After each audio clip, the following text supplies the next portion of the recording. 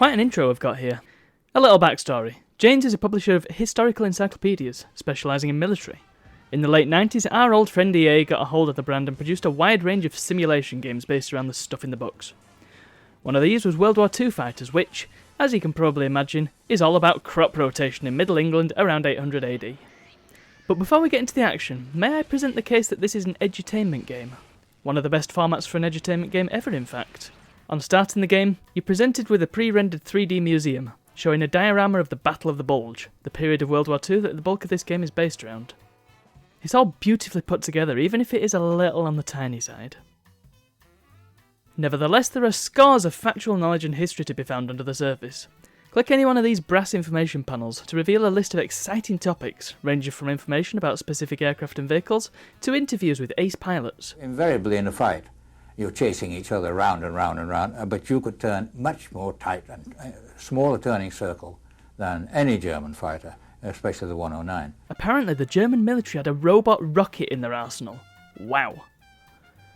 It also has some amazing swing music playing throughout. Anyway, now that's out of the way, let's talk about the game.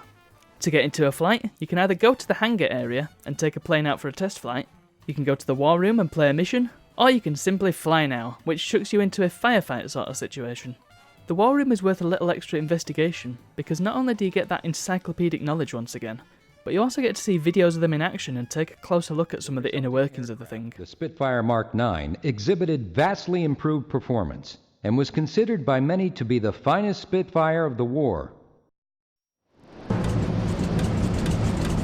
Pardon my lack of skill, I don't have a joystick to hand.